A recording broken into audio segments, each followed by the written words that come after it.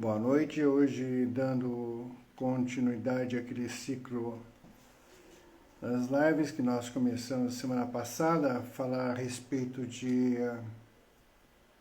vícios. E semana passada nós falamos sobre compulsões.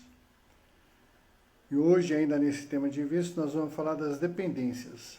Então, aguardar um pouquinho mais para o pessoal estar entrando.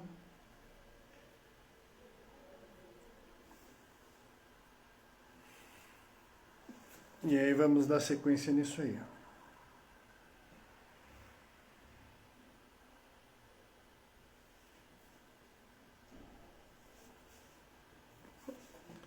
Ô Noeli, boa noite. Seja bem-vinda a essa live. Já começaram a entrar as pessoas. Então, hoje nós vamos falar a respeito daquele ciclo de vícios ainda. Semana passada nós falamos da parte de compulsões e hoje nós vamos falar das dependências. Sempre nas dependências, a pessoa que tem o vício, como nós falamos semana passada, na compulsão a pessoa quer parar de fazer aquilo e ela não consegue. E ela só se percebe depois que ela cometeu o ato. Antes disso, ela não percebe, ela faz, no caso de, por exemplo, de comer em excesso. Ela come, e daí a hora que ela se dá conta, ela já comeu. E aí ela fica com uma ressaca moral.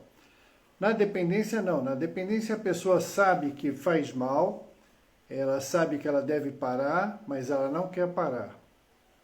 Porque as dependências, elas estão ligadas a um vínculo compensatório, onde a pessoa ela passa para o objeto do vício, a bebida, a droga, o sexo, as compras, ou comida, seja lá o que for, ela passa uma função psicológica, uma função delegada, aonde ela estabelece para aquele objeto ou para aquela ação uma sensação, por exemplo, de cuidado.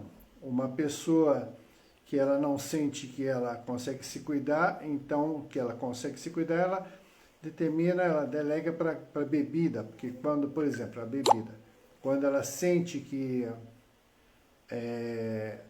ela precisa, que ela não está sendo cuidada, ela vai lá, bebe e acha que a bebida cuidou dela, ou as compras, ou a parte dos jogos, ou seja lá o que for do vício dela. Como também tem aquela pessoa que quando ela tem que fazer alguma coisa e ela não consegue fazer, então ela sente que não consegue. Então ela vai lá para aquele objeto, ela vai beber, ou vai fumar, ou vai comer, ou vai seja lá o que for ligado ao vício dela, como se aquilo que estivesse fazendo ela realizar as coisas.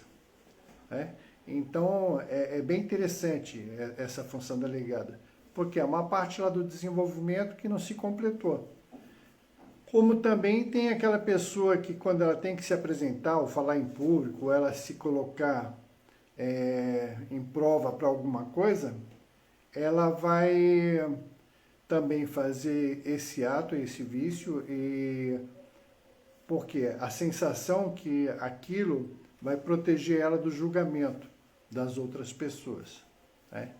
Então, é uma coisa que na terapia, depois a gente começa a detectar qual o modelo da pessoa e aonde é que está essa falha no desenvolvimento, para a gente poder trabalhar isso. Sempre a gente avalia qual é a parte saudável do indivíduo, para primeiro começar a trabalhar a parte saudável dele. E dentro dessa parte saudável, ver exatamente até onde chega o momento da gente poder começar na parte doente. Então, antes de tudo, tem que ver qual é a parte saudável que o cliente tem.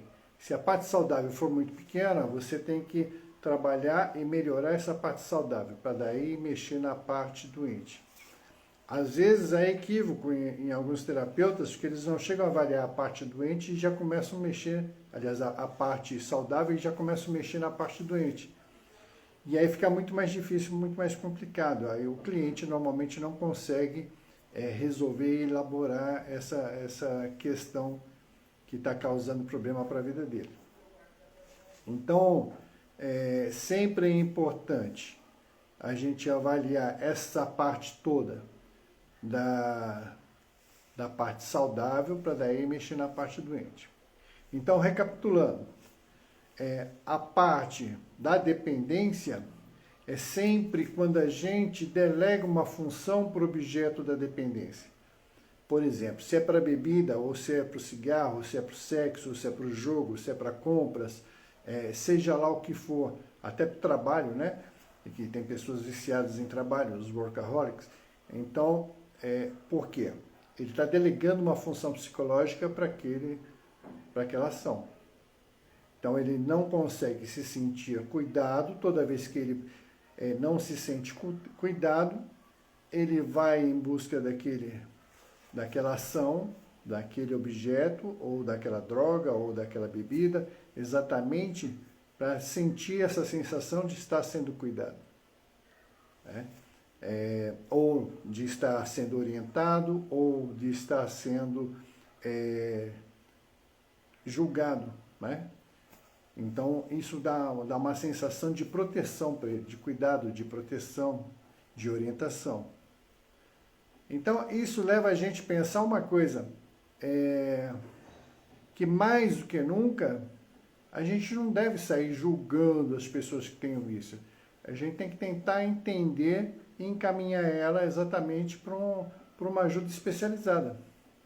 Porque uma vez trabalhado isso, e ela detectando essa parte, e ela começando a registrar que ela é cuidada, ou que ela é orientada, ou que ela é protegida, aos poucos ela vai fazendo o desmonte desse vínculo compensatório.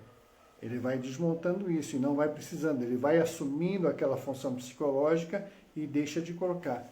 Isso é muito interessante, porque quando a gente pega um cliente, por exemplo, dentro do setting, e ele fala, por exemplo, ele está querendo parar de fumar, porque ele está fumando, mas não consegue, ele sabe que faz mal, e tal, isso e aquilo. E aí você pede, você simula, coloca uma almofada como se fosse o cigarro dele, ou a bebida, seja lá qual for o vício.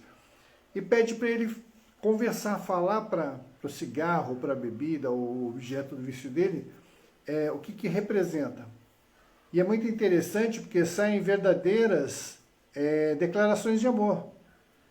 Por exemplo, tipo assim, ele fala, poxa, você está sempre comigo, toda vez que eu preciso, você está ao meu lado, você me apoia, olha, cigarro, você a única coisa que eu posso contar é com você, porque eu não posso contar com os outros.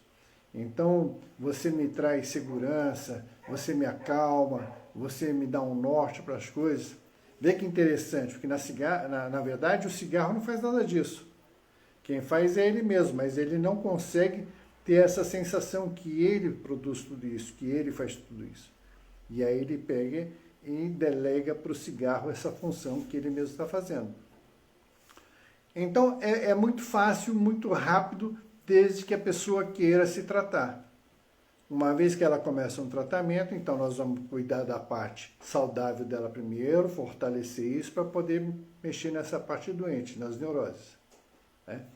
Todos nós temos uma ou outra porosidade nesse desenvolvimento do protocolo, como deveria ser.